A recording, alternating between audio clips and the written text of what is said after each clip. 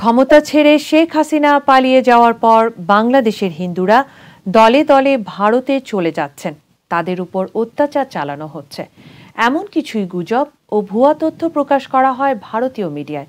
এছাড়া সামাজিক যোগাযোগ মাধ্যমেও বাংলাদেশ নিয়ে অসংখ্য ভুল তথ্য ছড়ায় একটি গোষ্ঠী। তবে বাস্তব চিত্র ছিল ভিন্ন। স্বার্থান্বেষী মহল যেন সুযোগ ব্যবহার করে কোনো কিছু করতে না পারে, সেজন্য হিন্দু ও মুসলিমরা মিলে মন্দিরগুলো পাহারা দিয়েছেন। তা সত্ত্বেও ভুল তথ্য ছড়ানো অব্যাহত ছিল। এমন সময় প্রধান উপদেষ্টা ডক্টর মোহাম্মদ ইউনূস হিন্দু সহ সকল সংখ্যালঘুদের ওপর হামলার অভিযোগ নিয়ে সরেজমিন প্রতিবেদন করতে ভারতীয় সাংবাদিকদের বাংলাদেশে আসার আমন্ত্রণ জানিয়েছিলেন। হিন্দুদের উপর নির্যাতন এবং তাদের দেশান্তরের তথ্য যে মিথ্যা ছিল, সেটি স্বীকার করেছেন ভারতের আসামের মুখ্যমন্ত্রী হিমন্ত বিশ্ব শর্মা। সাংবাদিকদের তিনি বলেছেন, হিন্দুরা বাংলাদেশে আছেন এবং তারা লড়াই করছেন। গত এক মাসে একজন হিন্দুকেও ভারতে আসার চেষ্টা করতে দেখা যায়নি।